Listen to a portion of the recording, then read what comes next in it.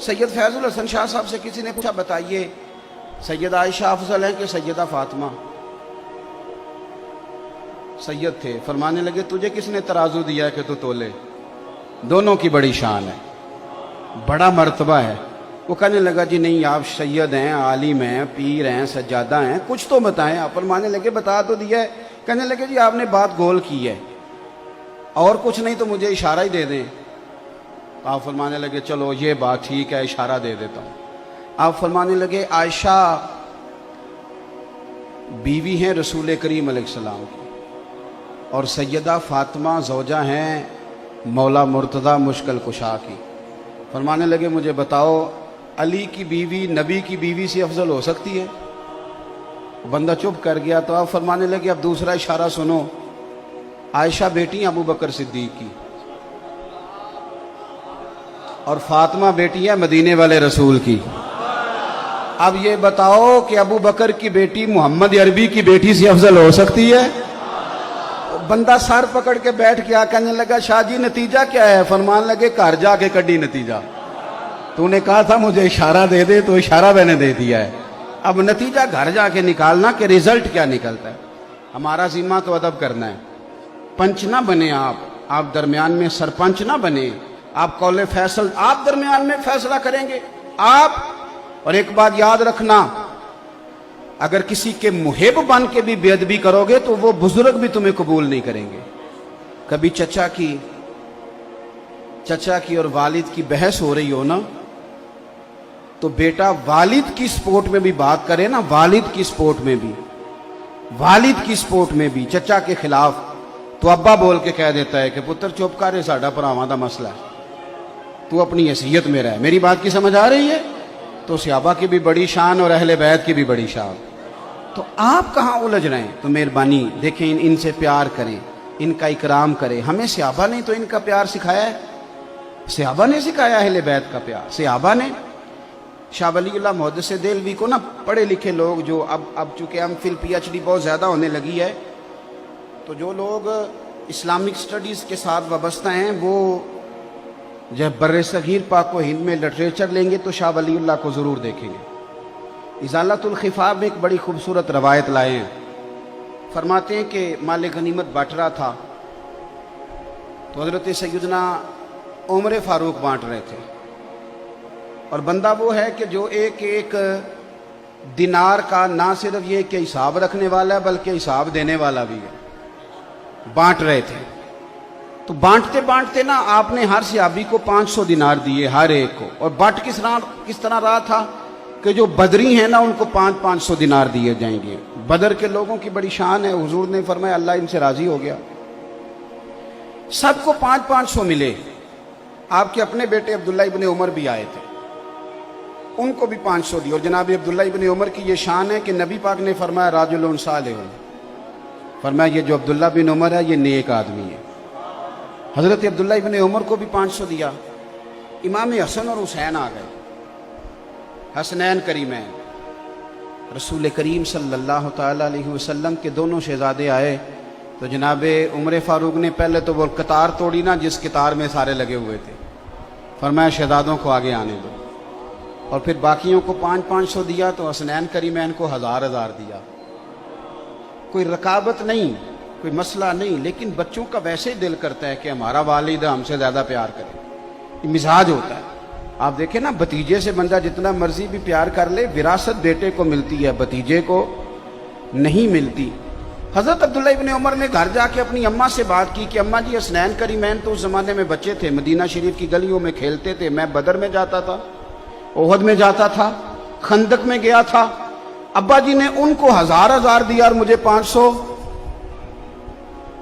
تو آپ کی اہلیہ کہنے لگی حضرت عمر کی کہ بیٹا چپ کر جا، اگر موڈ اچھا ہوا تو بات کروں گی، ورنہ شیر کے قریب جانے کی کسی کی جرت ہے نہیں۔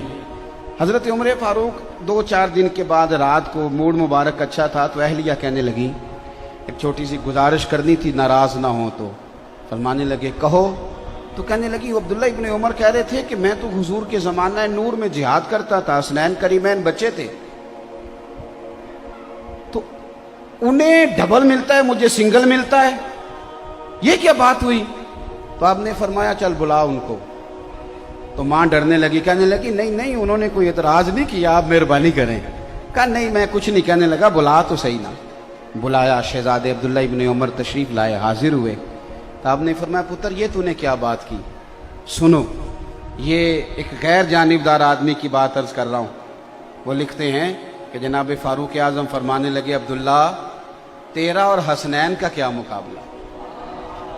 آپ اندازہ فرمائیں فضیلتوں کی جو لسٹ ہے وہ اپنی جگہ موجود ہے کہ وہ بدر میں بھی گئے, احد میں بھی گئے, حضور نے ان کی تعریفیں بھی فرمائیں, ساری شانیں. اور بہت بڑے عالم تھے عبداللہ ابن عمر, انہیں مفتی مدینہ کہا جاتا تھا. لوگ ان سے استفتاء کرتے تھے, سوالات پوچھتے تھے. حضرت سیدنا عمر فاروق فرمانے لگے تیرا اور حسنین کا کیا مقابلہ. اور پھر فرمانے لگے بیٹا کیا تیری ماں کا نام بھی فاطمہ الزہرا ہے؟ کیا تیری خالاؤں کے نام بھی زینب, ام کلثوم اور رقیہ ہیں؟ کیا تیری نانی کا نام بھی خدیجۃ الکبریٰ ہے؟ پتر بتا کیا تیرے نانا کا نام بھی محمد مصطفیٰ ہے؟ یہ شانیں تیری ہیں. آپ نے فرمایا خبردار بیٹا ان کے مقابلہ کرنے کی کوشش.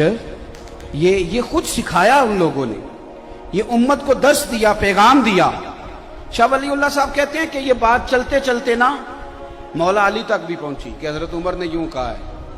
حضرت عمر فاروق رضی اللہ تعالیٰ عنہ نے یہ تعریف کی حسنین کریمین کی, تو مولا علی فرمانے لگے اسی لیے تو نبی پاک علیہ السلام نے فرمایا تھا کہ عمر اہل جنت کا چراغ ہے. عمر جنتیوں کا, جنت میں بڑی روشنی ہوگی, لیکن فرمایا اس کا چہرہ اس طرح کا ہے کہ جدھر جائے گا روشنی کرتا چلا جائے گا. اہل جنت کے چراغ ہیں. اب یہ بات حضرت عمر تک پہنچی, وہ حضرت علی تک پہنچی تھی, اور یہ حضرت عمر تک پہنچی. تو جناب عمر فاروق فرمانے لگے مجھے ذرا علی تک لے جاؤ.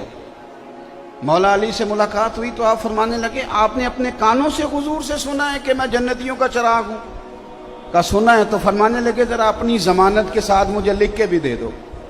تو حضرت علی نے لکھا کہ میں ضمانت دیتا ہوں, میں ضمانت دیتا ہوں, میں ضامن ہوں کہ میں نے حضور سے سنا ہے کہ عمر اہل جنت کے چراغ ہیں.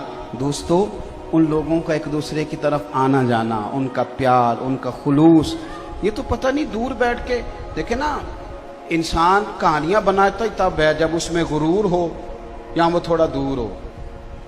اگر اس میں عاجزی ہو اور ذرا قریب جا کے دیکھے تو بہت ساری کہانیاں ویسے ہی ختم ہو جاتی ہیں, حقائق نہیں پتہ کرتے لوگ. تو ان لوگوں نے ایک دوسرے سے پیار کیا, ایک دوسرے کا اکرام کیا, ایک دوسرے کا احترام کیا. حضرت ابو ہریرہ رضی اللہ تعالیٰ عنہ امام حسین گھوڑے سے نیچے اترے, حضرت ابو ہریرہ شاگردوں میں بیٹھے تھے. تو امام علی مقام رضی اللہ تعالیٰ عنہ کے پیر مبارک کو نا ذرا مٹی لگ گئی, بارش تازی ہوئی تھی. اب بڑا مشکل ہوتا ہے اپنے شاگردوں میں اٹھ کے کسی کا استقبال کرنا, بڑا مشکل کام ہوتا ہے. اور پھر کچھ آداب کے بھی تقاضے ہیں. کوئی بندہ اگر حدیث پڑھا رہا ہے تو اسے نہیں اٹھنا چاہیے, کوئی اگر قرآن مجید کی ترتیب بیان کر رہا ہے تو نہیں اٹھنا چاہیے, کوئی میں تو سمجھتا ہوں نعت بھی پڑھ رہا ہے تو اسے بھی نہیں اٹھنا چاہیے, اسے بیٹھے رہنا چاہیے. لیکن یہاں دیکھیں اسلوب کیا ہے. حضرت امام حسین نیچے تشریف لائے تو پیروں کو مٹی لگ گئی.